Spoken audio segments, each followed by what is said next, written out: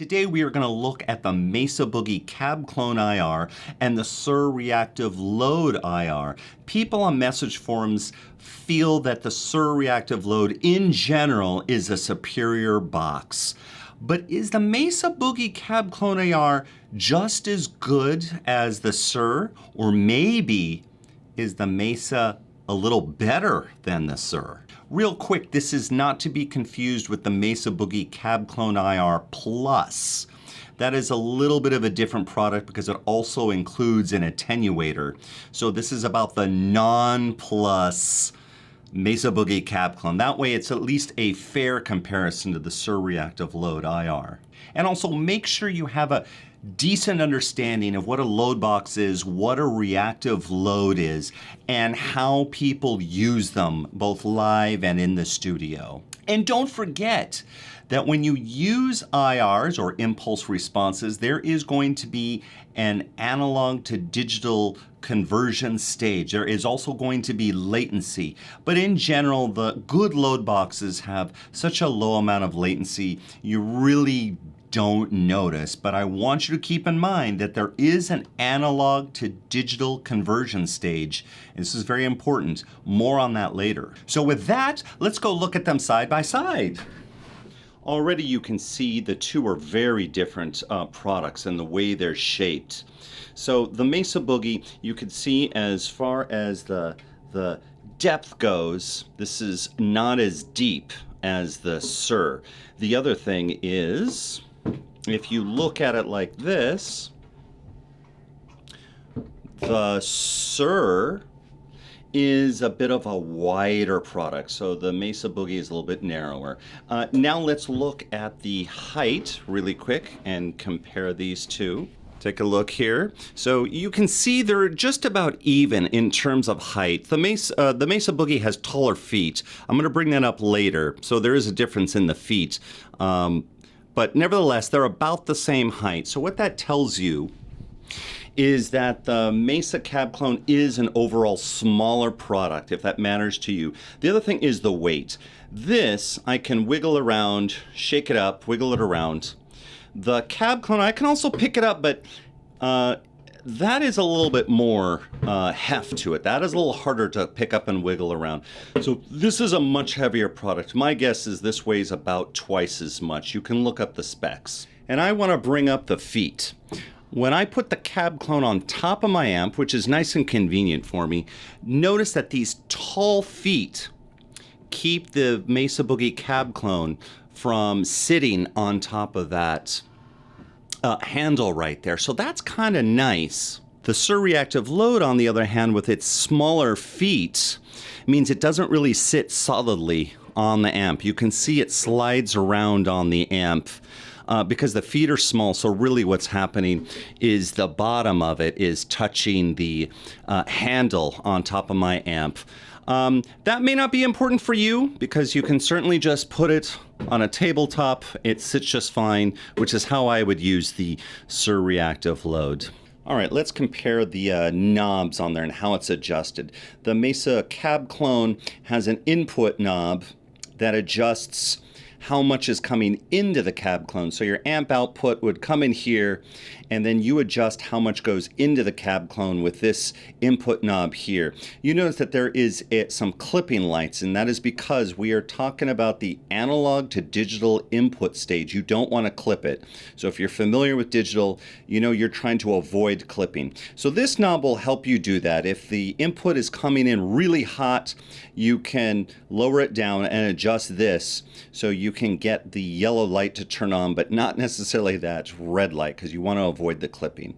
So you adjust what comes in from the output of your amp with the input, and then this output knob is the output that goes to your DAW. So once it comes in, it goes through the IR, the output goes out here to your audio interface, to your DAW, so you can adjust how the signal strength going into your DAW.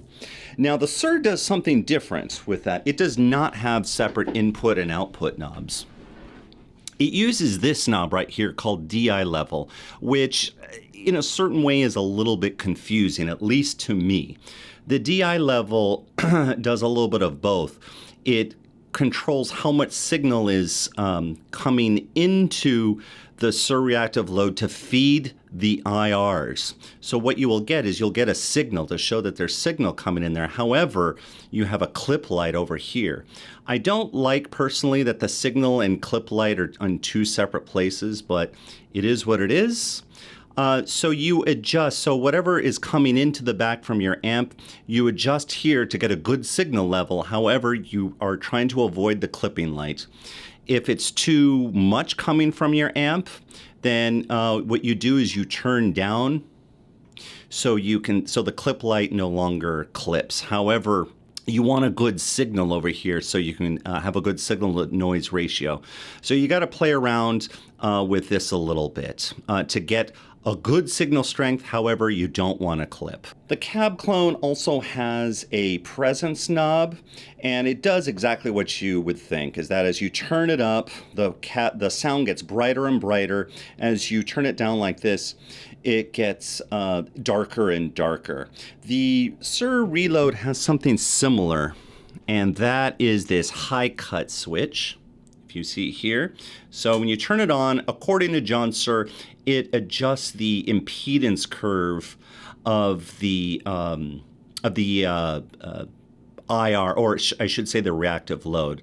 So it adjusts the impedance curve of the reactive load, and according to Suhr, this is very useful when it comes to amp slaving. So I found it was pretty useful. It was kind of nice to take the edge off of that. So I found that very useful, and I found this extremely useful. So that's kind of a nice touch, have a presence knob over here.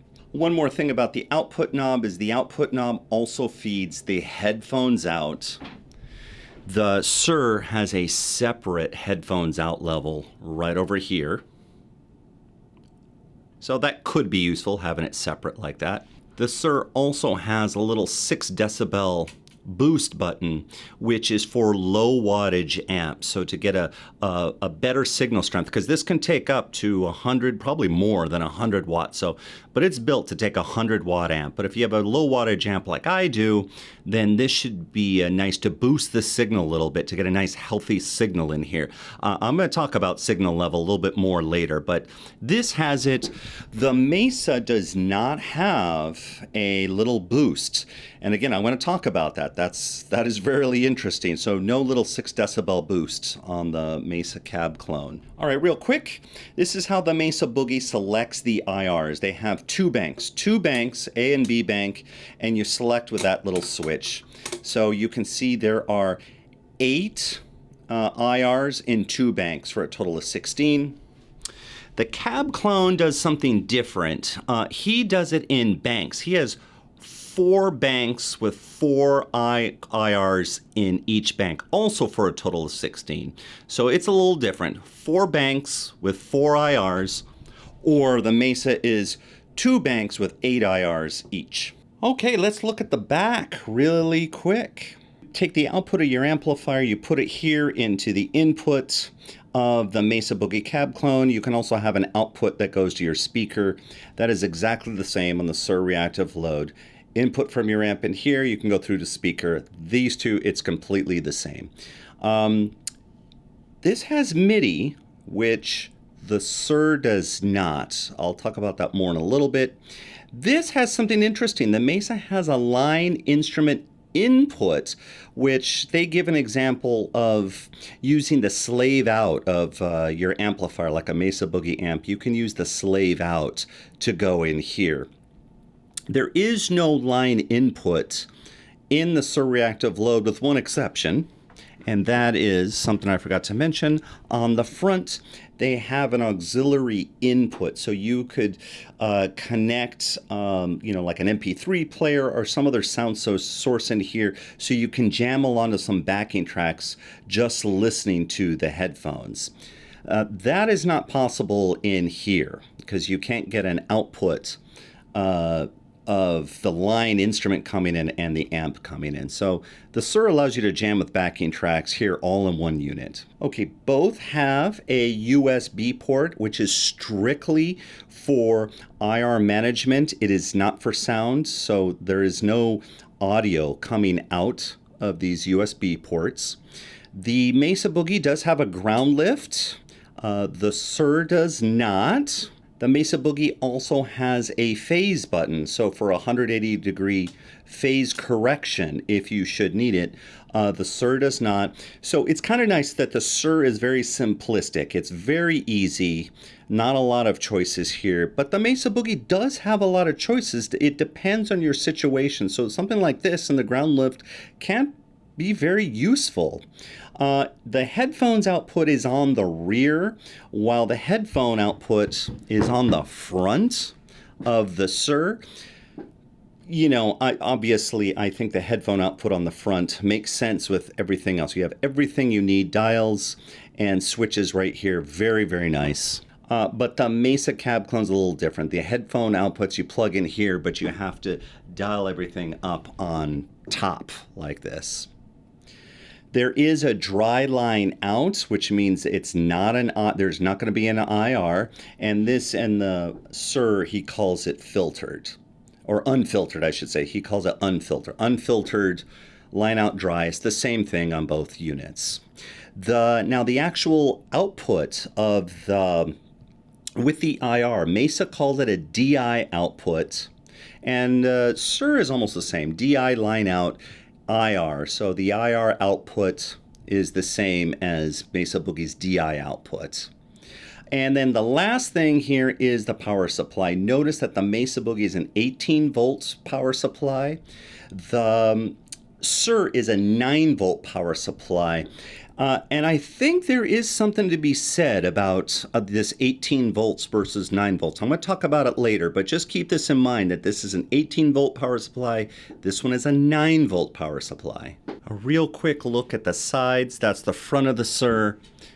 You can see that's the side of it. And I'm showing you this for a reason. You might think it's boring, but there is something interesting here. That is the rear of the Suhr. And of course, this is the other side of the Suhr. Now let's go ahead and look at the Mesa Boogie. Okay, on the side, Mesa Engineering, I turn it around. There is a fan here on the side. I don't know if there's a fan on the Suhr internally, but if this matters to you, there is a fan here on the side. There's the rear, which we did look at. On this side, I can dig this. They show you the IRs on here. So if you forget, you can look on the side of the unit and you get a list of the IRs and the different banks, which I'm going to talk about here in a second. But yeah, that's kind of nice. The Suhr does not have a little sticker like that telling you what the IRs are. You have to go look in the manual. But here is how Suhr does its IRs. Like I said before, there's 4 banks over here. And what they do is he has a Suhr greenback, 4x12 with greenbacks. And you can see how they're mic'd up here. Bank 2 is 4x12s, but with vintage 30s in it. And it's the same mic set up here. Bank 3 is just the 2x12s, but it's 2 different versions. You've got the Pete Thorne cabinet with creambacks in it, with a fat and a 121 plus 57 combination. And then there's the Hedgehog 2x12s with a G1265. And then in Bank 4 are all the 1x12s. And there's 2 different types here. There's a Sir Badger cabinet with a vintage 30, and there's a Bella cabinet with V-type 1x12s. So as you can see, each bank here has 4 IRs in it. 4 times 4 is 16. So that's how they put 16 IRs as compared to Mesa Boogie. I do love this about the Mesa Boogie, that this side label here tells me all the stock IRs. So you can see you've got 4x12 rectos, you have a 2x12 recto, 1x12 recto, 1x12 teal, 2x12 Lone Star, 1x12 Lone Star 23, which is what I have. So I have 2 of those actually. And a 1x12 California Tweed 23. So it's just an IR of those 2. However, of these 8, sorry, it's a collection of these 8 IRs. And how are they mic'd up? Bank A, it's with dynamic and ribbon. Mesa Boogie calls this their live bank. And then the second bank says condenser and ribbon. And Mesa Boogie calls this their studio amp. So that's how it's done. 2 banks with 8 of these IRs in each bank for a total of 16. So let's quickly talk about the IRs. In the Suhr reactive load, the IRs have to be 20.5 milliseconds or less, or else it's going to be truncated. In the Mesa Boogie, there's a little bit more room in that the IRs can be 100 milliseconds or less. If anything longer, it's going to be truncated. Now, how much does that matter to you? I don't know. I can tell you, for me, it doesn't matter. Whether it's 100 milliseconds or 20.5 milliseconds, it's fine by me because I'm not interested in capturing this nice long room sound. Now, we do have to bring up the MIDI for a reason because the Suhr does not offer MIDI. And I think it's kind of cool that using MIDI, you can choose which IR you're going to use. So this is kind of cool in a live setting or even when recording that you can switch your IRs in the middle of the song. So picture, for example, you're playing a nice kick-ass high gain lead and you want that 4x12 recto sound that you can press something on a MIDI controller, switch to a clean channel on your amp, and at the same time switch over to, say, a Lone Star 1x12 cabinet for that nice sparkly clean sound. That's kind of cool. I have not played with it, so I can't give you exactly how well it works, but in theory, this is pretty cool, and I do plan on using this in a live context, hopefully in the future. And what about the reactive load inside? Because the reactive load is important because it is what your amp sees. Remember, when you are plugging in your speaker cabinet into your amplifier, the amp sees that particular speaker cabinet as a load and reacts accordingly. With these reactive load boxes, there isn't a speaker per se, there is a reactive load in here that's supposed to simulate a type of speaker load. Now the Suhr, I saw this from John Suhr, he tuned his reactive load to be like his favorite 4x12 cabinet with greenbacks inside.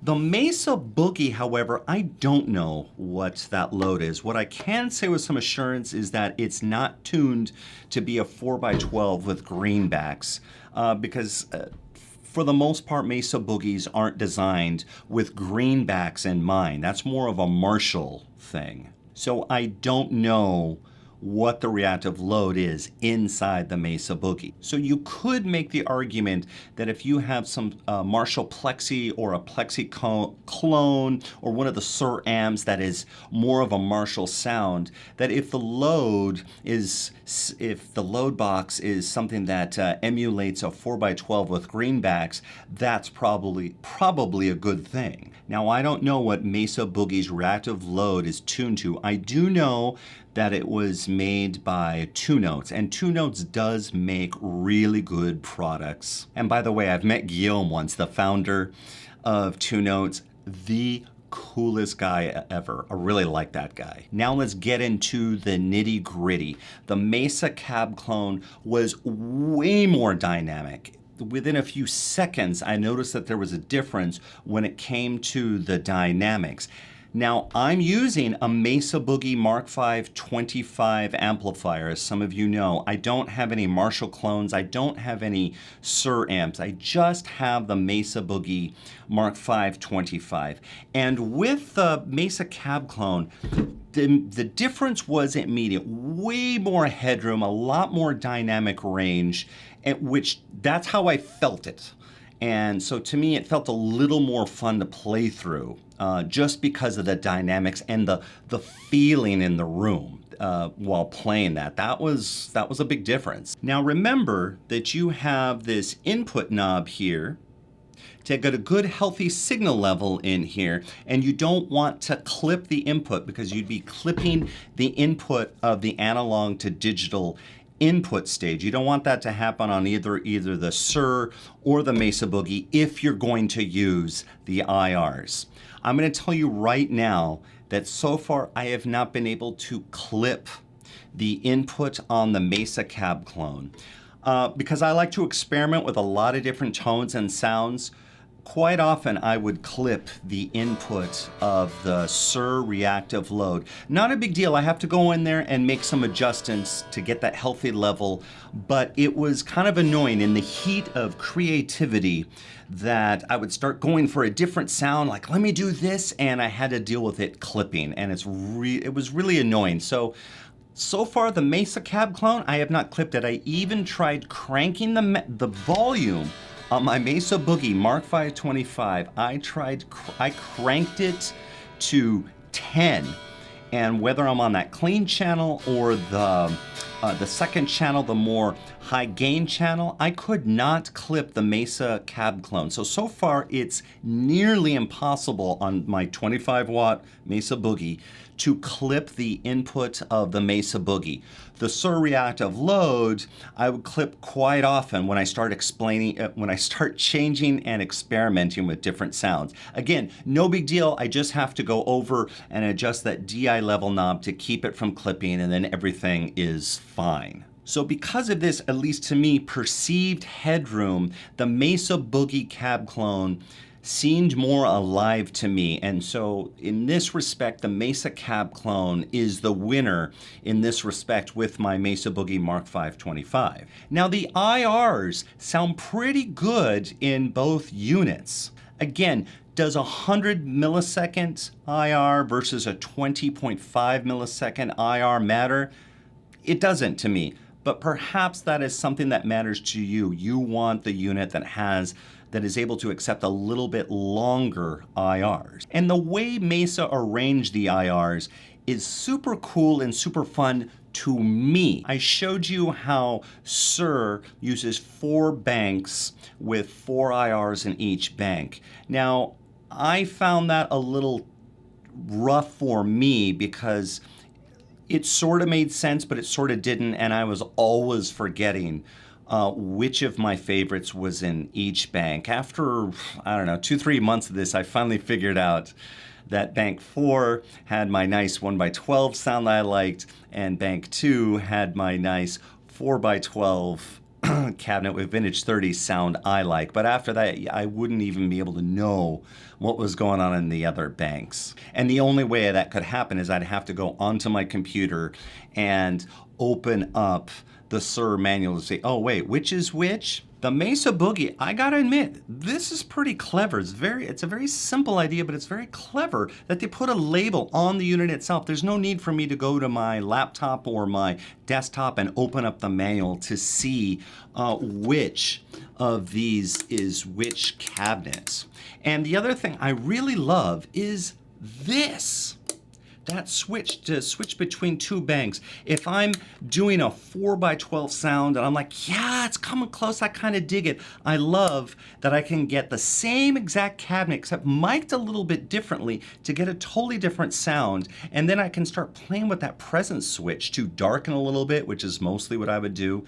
Or you can bring up the brightness, which yeah, it gets, ooh, yeah, here it's like, it's ice picky. Yeah, I gotta admit though, I don't turn it down much past that. Here, it is like this, so it's a pretty powerful knob. But regardless, I really love this, that you can select your cabinets, but the miking, you either want a live sound or switch down to a studio sound according to Mesa Boogie. You might like the live sounds for a studio recording. It doesn't really matter. So guess which one I'm keeping?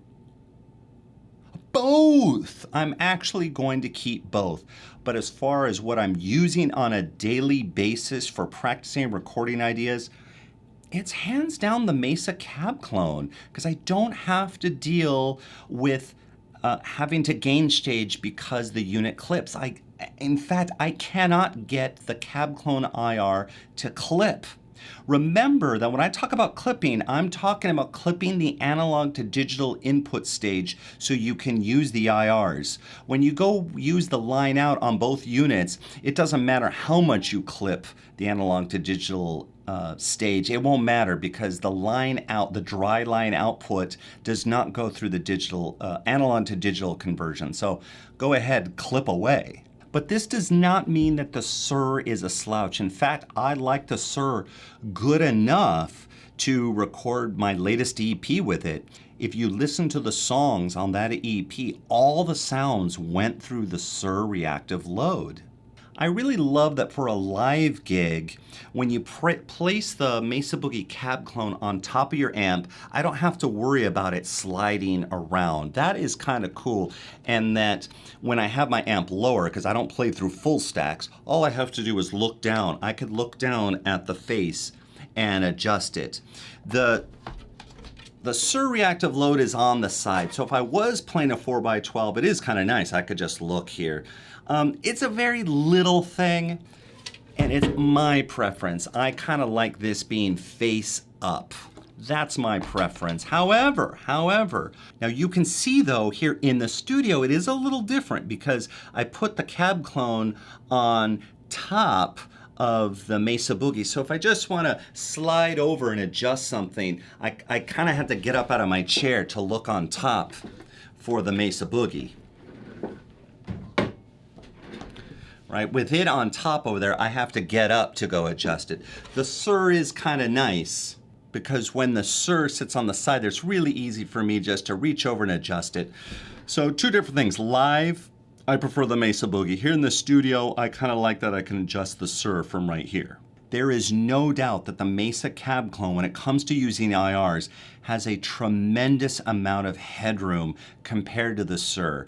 Again, I found the Suhr was easy for me to clip when I start really playing around with different sounds from my amp.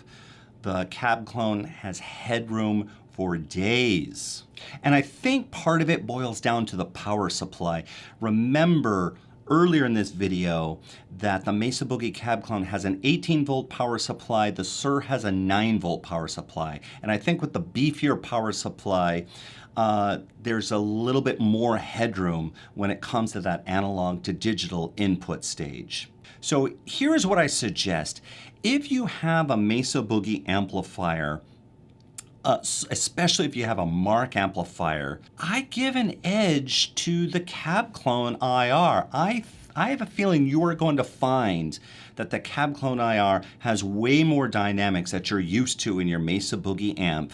And of course, with the stock IRs, you're talking about Mesa Boogie cabinets that are going to be professionally mic'd, just like the Suhr IRs were also professionally mic'd. I think you're really going to be happy with the stock IRs. And again, finding a good tone and being able to switch with that bank A, bank B just for a difference in sound, I think it just makes things easier. It gets rid of too many choices. And I kind of like that for me. However, if you have a Suhr amp or a Marshall Plexi or something in that Marshall vein, I have a feeling that you might like the feel of the Suhr reactive load, even with a reduced amount of headroom once you start playing and experimenting with things. As far as the IRs, it's just different things. There's no way I'm going to sit here and compare a 4x12 Recto cabinet with vintage 30s with a 4x12 Suhr cabinet with greenbacks. They're just two different things meant for two different applications. Now, if you don't have a Mesa amp or a Suhr amp, either one of these will be just fine for you. Like I said, I recorded my whole EP with the Suhr reactive load. I felt I got great tone with it. In the end, my preference is the Mesa Boogie Cabclone IR. I'm a little surprised about it because it doesn't really get a lot of love on message forums, and that damn Glenn Fricker complaining about it. But if you dig deep enough, you'll find out that the problem that Glenn had with his Cabclone IR was on Glenn. He had a grounding problem. And Mesa Boogie and Two Notes actually worked that out with him to show him, here's where you screwed up. But, whatever. You can listen to him bitch and complain about Mesa's Cabclone IR if you want. Again, the Suhr is excellent. I will give the edge to the Mesa Boogie Cabclone IR. I've explained all the reasons why in this whole video. I have to give it the edge. I'm going to use it live. I can't wait to record my next EP using that Cabclone IR just to see if I get a little bit more of an edge when it comes to recording and playing with different tones. Now I apologize we don't have any sound clips because again, the feel of these two are very different to me and it's very subjective. I can't record this for you and record clips so you can feel what I feel here in this room. That is impossible to capture. So I can only give you my impression with what I'm feeling with what I play. The Mesa Boogie Cabclone felt better for me to play through. Suhr felt good, Mesa Boogie felt even better. And as far as the IRs, again, it's two different things. These are Suhr IRs, these are two notes captured, these IRs. You know, we can sit here and compare all day long. I didn't want to make an hour-long video with all these different clips. There's way too many variables with it. And one more thing to consider is that even if I took Suhr IRs and put it in the Mesa Cabclone, because you can do this, I'm still going to start adjusting the amp settings to get it to a sound I like. So now it's not quite a fair comparison. Let me know your comments. What do you think? Have you used the Mesa Cabclone IR? I know there's a few of you who have. And if you've used the Suhr reactive load, how do you feel about the Suhr reactive load? So what do you guys think? How do you feel about the Mesa Cabclone versus the Suhr reactive loads? Do you now, after watching this video, do you seem to have a preference for one versus the other? What kind of amps are you using with your reactive loads, if you are? Are you using the Mesa Cabclone IR? How do you feel about it? Are you using the Suhr reactive load IR? How do you feel about it? I hope this has been very informative for you, and I wanted to give you a video that's very different than me just playing clips comparing one box to the other, because that is really not a fair comparison. And one more thing, as Steve Jobs used to say, I want to give you a free ebook I just wrote about how to put more music in your life. There's so many ways to put more music in your life than just sitting down and playing guitar or listening to your favorite tunes. I hope that a book like this will give you some new creative ways to experience music in your daily life. Just go look at that link down below, click it, and I will send it to you, and I hope you will find it valuable.